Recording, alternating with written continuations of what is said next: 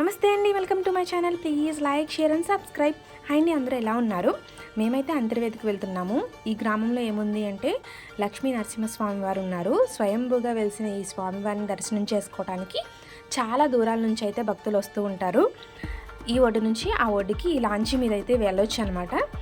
ఇప్పుడైతే వంతెన అనేది వచ్చేసింది.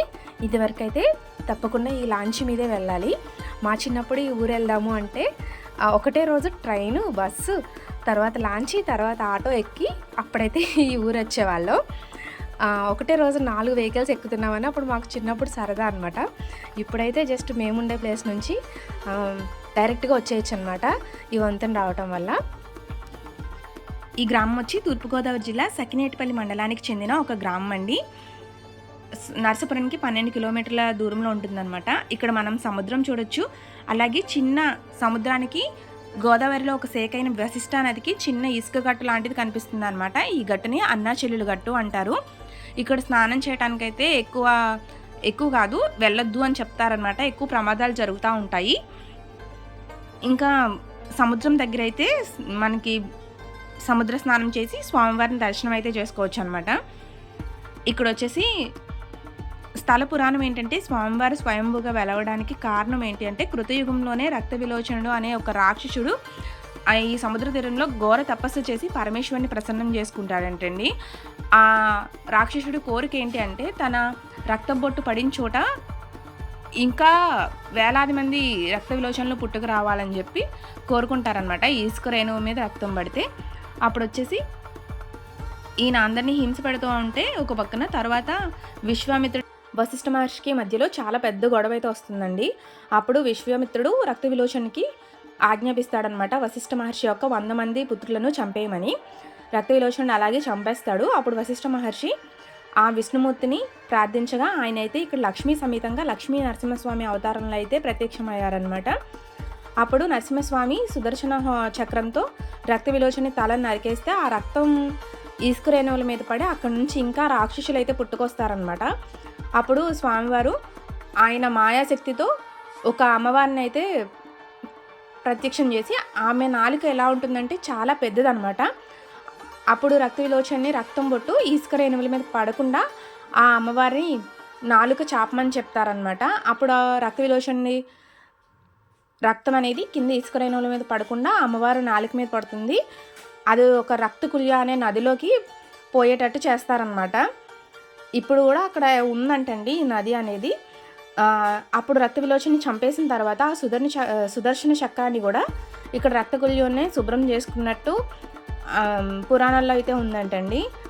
ఇంకా ద్వాపర యుగంలో కూడా అర్జునుడు కూడా ఈ స్వామివారిని దర్శనం చేసుకున్నారంట. రామచంద్రమూర్తులు కూడా దర్శనం చేసుకున్నట్టు అయితే ఉంటుందన్నమాట. బ్రహ్మదేవుడు రుద్రయాగం అనే యాగం చేయడం కోసం ఈ ప్లేస్ని అయితే ఎంచుకున్నారంట వేదికగా. అందుకనే చెప్పి ఈ ఊరికైతే అంతర్వేదిగా పేరైతే వచ్చిందంటండి. ఇక్కడ స్వామివారికి నిత్యం కూడా మూల విరాట్ ఏదైతే ఉన్నారో ఆ స్వామివారి నిజరూప దర్శనానికైతే పంచామృతాలతో అభిషేకం అయితే జరుగుతుంటుంది. ఉదయం 5:30కి అభిషేక కార్యక్రమాలు అయితే జరుగుతాయంటండి. అలాగే 9 గంటలకి సుదర్శన హోమం ప్రతిరోజు కూడా జరుగుతుంది. హోమం చేయించుకోవటానికైతే 1000 రూపాయల టికెట్ ఉందండి. ఉదయం 9 గంటల కల్లా వస్తే మనకి హోమం అనేది చేయించుకోవచ్చు అనమాట. చాలా మంచిది. అదే చాలా మంది పిల్లల కోసం అవనివ్వండి, వాళ్ళ కోరికలు ఏవైతే ఉన్నాయో వాటిని తీర్చుకోవటం కోసం చాలామంది స్వామివారి దర్శనం చేసుకుంటారంట. అలాగే అప్పుల బదులు తొలగిపోవటం కోసం కూడా ఈ సుదర్శన హోమం అనేది అలాగే స్వామివారి దర్శనం చేసుకోవటం అనేది చేస్తారనమాట. ఇంకా పౌర్ణమి రోజు లాస్ట్ రోజు అనమాట స్వామివారికి చక్రస్నానం ఉంటుంది. దాన్ని చూడటానికి మేమైతే వెళ్ళామన్నమాట ఈ అంతర్వేదికి. స్వామివారి చక్రస్నానం అయ్యే టైంకి మేము వెళ్ళలేకపోయాము, అందుకే మీకు కూడా చూపించలేకపోతున్నాను. స్వామివారి అక్కడ చక్రస్నానం అయిపోయిన తర్వాత స్వామివారిని తీసుకొచ్చి మండపంలో కూర్చోబెట్టిన తర్వాత అక్కడ కూడా అభిషేకం చేసి విభూతితో అలా అభిషేకం చేసి స్వామివారిని అయితే ఇంకా ఆలయానికి అయితే తీసుకొచ్చేస్తారనమాట. ఈ కళ్యాణం రోజుల్లో అయితే నడవలేని వాళ్ళైతే వెహికల్ మీద అంటే 2 వీలర్ మీద రావటం చాలా మంచిది.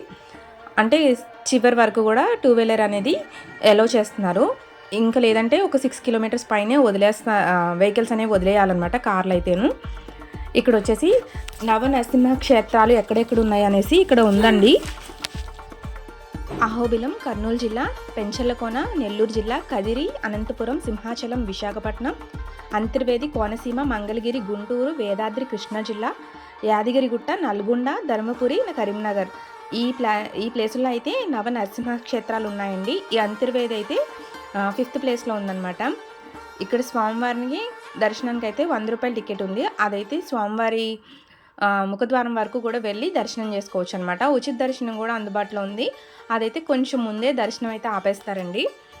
కానీ ఎక్కడి నుంచైనా స్వామివారిని ఒక్కసారి మనం చూసామంటే అసలు ఎంత బాగా అనిపిస్తుందో, చాలా ప్లెజెంట్గా అనిపిస్తుంది అనమాట. అక్కడికి వెళ్ళగానే అబ్బా దర్శనం చాలా బాగా జరిగింది అన్నట్టు స్వామివారి అక్కడ ప్రత్యక్షంగా కూర్చున్నట్టు అయితే అనిపిస్తుంది అనమాట. స్వామివారి దర్శనం చేసుకుంటే స్వామివారి వెనకాల గాలిగోపురాలు అయితే మనకు కనిపిస్తాయి. అక్కడైతే సూర్యభగవానుడు ఉంటారండి. ఇక్కడ సముద్ర స్నానం పౌర్ణమి రోజు చేస్తే మామూలుగా కూడా చాలా మంచిది అనేసి చెప్తూ ఉంటారు కదా. ఇక్కడైతే డైరెక్ట్గా సముద్ర స్నానం చేసి స్వామివారిని అయితే దర్శనం చేసుకోవచ్చు అనమాట.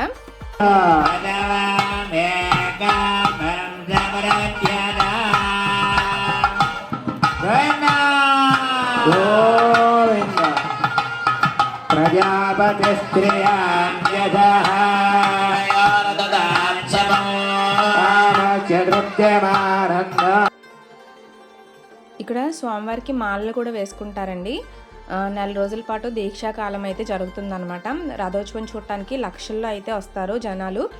ఇంకా స్వామివారిని దర్శనం చేసుకున్నాక ఖచ్చితంగా ఇంకా ఇక్కడ చాలా ఆలయాలు ఉంటాయి. బ్రహ్మదేవుడు నిలబెట్టిన శివలింగం కూడా ఉందండి. ఇంకా చాలా గుళ్ళు ఉంటాయి.